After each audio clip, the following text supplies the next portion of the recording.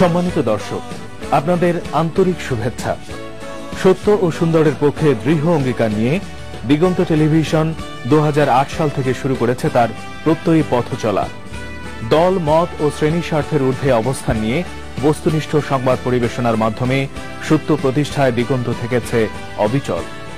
তাই সারা বাংলাদেশে দিগন্ত সংবাদ অর্জন করেছে গণমানুষের বিপুল আস্থা। দিগন্ত মানবতার পক্ষে। দিগন্ত বিশ্বাস করে মত প্রকাশের স্বাধীনতায়। দিগন্ত বাংলাদেশের মহান মুক্তিযুদ্ধ, গৌরবোজ্জ্বল স্বাধীনতা ও গণতন্ত্রের চেতনায় উজ্জীবিত। তো দুর্ভাগ্যজনক বিষয় হচ্ছে যে আমরা কিন্তু জানতে পারলাম না আমাদের অপরাধটা কি। আমরা কিন্তু একটা চিঠিও দিয়েছি, বিটিআরসিকে, তথ্য মন্ত্রণালয়কে চিঠি দিয়েছি, আমরা সরকারের উচ্চ মহলেও আমরা চিঠি দিয়েছি। আমরা এটা বলেছি যে মানে দিগন্ত টেলিভিশনের অপরাধটা কি, আমরা কোনো কিছু ভায়োলেট করেছি কিনা, আমাদের কোনো ভায়োলেশন হয়েছে কিনা। তারা কিন্তু আমাদের সব ফুটেজ নিয়ে গেছে। তারা আমাদের ওই দিনের সমস্ত চেকলিস্ট, আমাদের ব্রডকাস্টের যে সমস্ত এগুলো ছিল সব নিয়ে গেছে, ফুটেজ নিয়ে গেছে, কিন্তু আমাদেরকে একটা শোকজও তারা করেনি, আমাদের কাছে একটু জানতেও চায় নাই।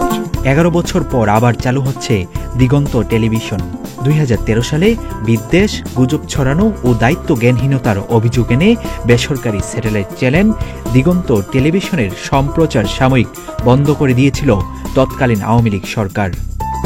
সবশেষ আজ বৃহস্পতিবার দিগন্ত টেলিভিশনের সম্প্রচার নিষেধাজ্ঞা বাতিল করা হয়েছে। তার মধ্য দিয়ে বাংলাদেশে আবার নতুন করে চালু হতে যাচ্ছে দিগন্ত টেলিভিশন। এটা মানে বাংলাদেশের ইতিহাসে এই ধরনের ঘটনা ঘটেছে বলে আমার জানা নেই, বা পৃথিবীর ইতিহাসে হয়েছে কিনা আমি জানি না, যে একটা টেলিভিশন সাময়িকভাবে বন্ধ করে আজকে আমাদের প্রায় 300-র মতো আমাদের কলাকুশলী এবং সারা দেশে আরও যারা আমাদের প্রতিনিধিভাবে ছিল, মানে এতগুলো কর্মী, যারা অর্থনৈতিক বিষয়টা ক্ষতি তো একটা আছেই, তার চাইতে বড় কথা হচ্ছে যে আপনার এতগুলো সৃষ্টিশীল লোক, তাদের কাছ থেকে তারা বঞ্চিত হয়েছে। দিগন্ত টেলিভিশন একটা পাবলিক লিমিটেড কোম্পানি, হাজার হাজার লোক আমাদের শেয়ার হোল্ডার আছে, তারা একটা সৃষ্টিশীল টেলিভিশন করার জন্য তারা ইনভেস্ট করেছে, তারা একটা অনিশ্চয়তার মধ্যে আছে। এটা আমি মনে করি এর চাইতে বড় জুলুম আর কিছু হতে পারে না। এর চাইতে বড় মানে বাকরুদ্ধ করে দেওয়া গণমাধ্যমের উপরে এই ধরনের হস্তক্ষেপ পৃথিবীর ইতিহাসে কোথাও নজির আছে বলে আমার জানা নেই।